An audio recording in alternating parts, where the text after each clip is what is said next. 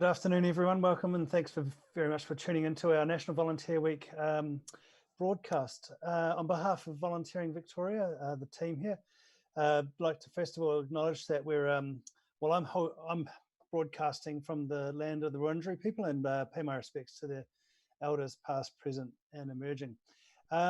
With me this afternoon is Anthony Carbines. Anthony, welcome. Thanks very much for being with us in this virtual arrangement. Thanks, Scott. Really good to tick this off the list of different ways that we've caught up over the past year and a bit. Happy National Volunteer Week to you. What have you got planned this week? Well, I've covered off the homeschooling with our daughter Ava this morning. Maths isn't my strong point, but we did a bit of that today, so that's been good. And there's a couple of other meetings a bit like this. I was pleased to go back to our exercise this morning, back on the oval, not in the garage. So that was a bit of a change.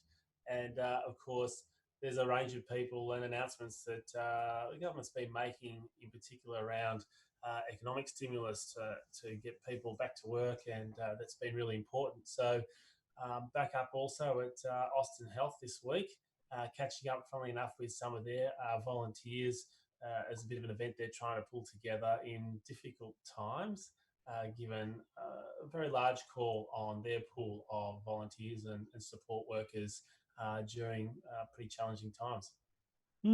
Very good. And so for those that haven't caught up with you, due to the limiting circumstances of COVID, what's been going on for the volunteering team within the state government?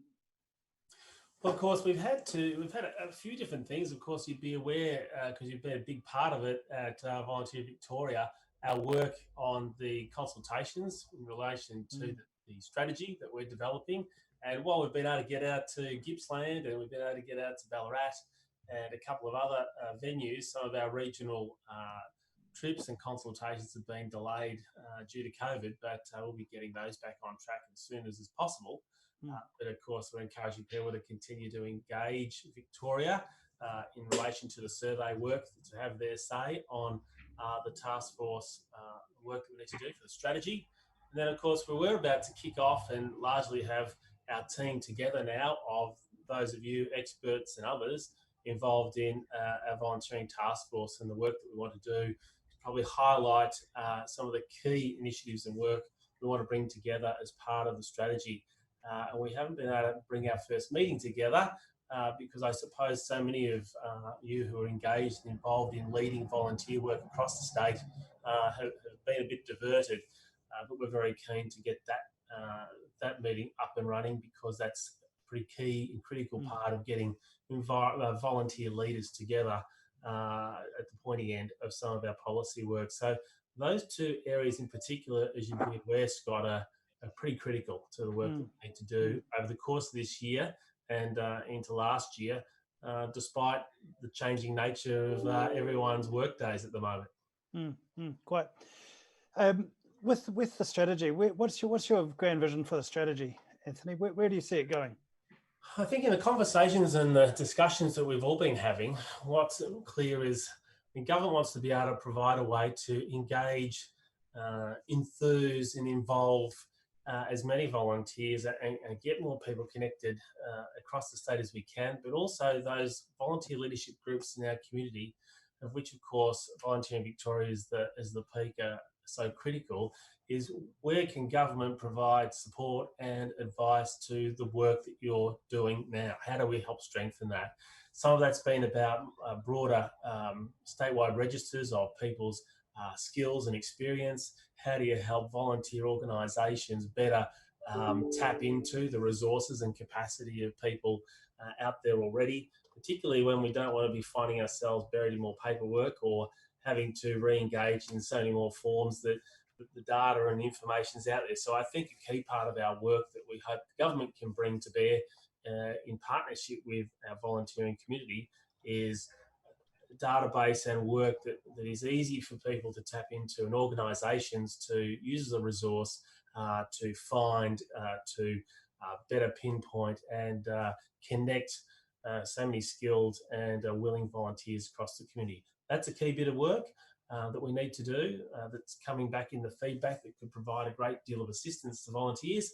And outside of that, it's again understanding, I think, the experience is both good and indifferent that people have when they volunteer in organisations. How do you make it sustainable? How do we broaden the workload and the effort and the commitment that so many people make, and provide opportunities to skill people up to find ways into the workforce, which is really critical at the moment, and how we also connect those that might feel the community doesn't engage them properly and value the work that they can contribute. So there are a few things that I think are certainly coming out on the ground in our consultations that help focus our work. Great. We've got a first question coming through, Anthony. What was your first memorable experience volunteering?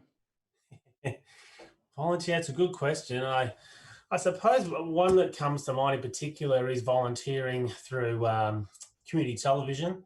In Channel 31 of all places, showing my age a bit. When I was at university, I was a journalism student, so part of volunteering was community television. That was at Ross House. Many of us have traipsed through Ross House over the years in Flinders Lane, and to be engaged and involved with producing with volunteers, and obviously a lot of people were students, but many others were just enthusiasts in the community. We worked on everything from cooking shows to news and current affairs programs, and volunteer camera people, volunteer editors, volunteer hosts. And I think what was great about that was beyond university, it became a very significant player, of course, as it is even today, Channel 31, in the engagement of volunteers. And then got to chair that organisation, so then you're working on constitutions and all those other structures and employment of people, or engagement and protection of people's rights and respecting people. So there was a range. It sort of went from doing something that was about furthering your education and your employment opportunities to having a broader responsibility for those that come after you in an organisation, and putting it on a platform that I suppose all that work, the iceberg, 3/4 of it that's under the water that you don't see, that gets something to air. So my volunteering experience at Channel 31 and still being connected, I suppose, to watching it these days has always been really interesting. All right, a couple more questions, so maybe a little bit more rapidly. This one, if you could change one thing for volunteers in the state with a magic wand, obviously not understanding Parliament, what would you do? I really think it's about providing better pathways for people to be involved, to volunteer, to be able to find what works for them. Everybody, often when it's chips are down, people want to get involved and engaged and put their hand up and get involved. Sometimes we're so busy in our day-to-day lives, we forget there's always a place for volunteers. There's always a place for people's skills and effort. And sometimes people don't realise just what a contribution and what capacity they've got to bring. So I think it's about enlightening more people and connecting more people.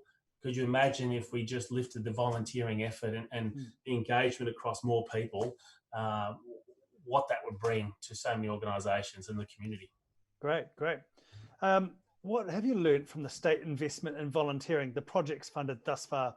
What would you take away? What's been some of the things that have come out of them? Certainly the diversity. And we know that there are organisations that have been volunteering and engaging people for decades, well, even 100 years. There's very well organised groups in our community that are so professional and organised, because that's the nature of their business, that people don't even always remember or recognise that they're a significant volunteering organisation. And then there's that broad spectrum of other groups that make such a valuable contribution, but a different scale and a different expectation, a different involvement that works just fine. So I think it's about understanding the breadth and depth, and that's so important, because it means there's a place for everyone in volunteering. I really believe that. And it's about better valuing and empowering those that run those organisations and make sure that they work, and it's making sure that people can find their way in and get involved, and perhaps these days not volunteer for maybe one or two organisations for a lifetime. People, just as in their workplace, moving around so much, and how do we get more people connected to those different volunteer experiences people have? Great stuff. So The state government and Volunteering Victoria are doing some great work at the moment on a couple projects. One is the State of Volunteering report, which is, I think, had about 400 responses from organisations or people coming out. So we're really delighted about being able to do that work with the government. And then we were, Volunteering Victoria was recipients as well of some recent state funding from those investment projects. And one of them we're going to release today is called Volpol, which we're delighted to have later in this broadcast, the big hurrah to kind of celebrate that. So we're looking forward to that ability, as you say, to support those little organisations that are doing great work in their place-based grassroots environment, but may not necessarily understand all the complexities of successful volunteer involvement. So that's one thing. And then the other thing is the certificate for volunteer leaders is going to be announced this week as well. There were 10 lucky recipients of that. We had over 50 applications actually, so there's huge demand for people to upskill in this really important space, but obviously demand exceeded supply this time. So at Volunteering Victoria, we've been delighted to be able to scale up some of those opportunities together. One last question, Anthony. What's the biggest opportunity for volunteers coming out of COVID-19? The biggest opportunity for people coming out of COVID-19 is the opportunity to, I suppose, rescope and rethink what's your engagement in the community. We've seen, I think, so many people, unfortunately, who are going to find themselves perhaps with reduced work hours, the workplaces that will be different, community organisations that have been disrupted that need to get back on their feet, that are going to need support and assistance, and people who will have other pressures both at home and in their work life that mean there'll be a greater call on the capacity of people to put their hand up, to take some of the load, but not because it's a chore, but because there's an opportunity to bring your skills to bear, bring your sense of purpose and your commitment. And I just think that there's so much across the community, so many organisations, we think about them, all those sporting clubs, all those service organisations, there'll be different roles for people to engage when perhaps we get so busy. We've had an opportunity, I think, in some ways, it's been different busy, COVID-19, and it's perhaps given, I hope, people a bit of time to reflect on how am I filling my day and my week, and where perhaps might I choose to make a bit more of a contribution to others in the years ahead. So I think we've got to look at it in a very positive way, the chance to take stock and take a breath, and before we just launch back to thinking things and filling our days the way they were. Look, Anthony, thanks very much for your time this afternoon. It's been really delightful to be able to start this show with you, and we look forward to the continuing engagement that you've been providing the sector, and once we're all out of this lockdown, to be able to kind of bring you back out and share some more great volunteering with you as Victoria leads the way across the country in terms of being the best at involving volunteers. Well, thanks, Scott. On behalf of Minister Donnellan, can I just again pass on our great appreciation for the work of Volunteering Victoria and the opportunities to continue to work both through the task force and the strategy over the coming year. And I think just the fact that you're seeing a bit of an overwhelming interest in even some of the professionalising and opportunities for other study and work, just an indication of people's willingness and commitment to show that leadership. And we're really keen to continue our work together and miss the mingling and the catch-up politics. And politics is all about people, and so is volunteering. I really look forward to the chance when we can, it's the decisions and the discussions you have outside of the formal engagement that is often where the great ideas come from. So brilliant. Good luck with the rest of today. It's really important that you've been able to find a way to continue. That's right. One last request is before the end of the week, make sure that you you grab a Sharpie and wave for volunteers. And with that, we'll leave you to the rest of your day. Thanks I did have it on there. I'm not much of a drawer, but I did have it out there, and I'll do it again. I'll be sure. Thanks again, Scott. Thanks very much. See you, Anthony.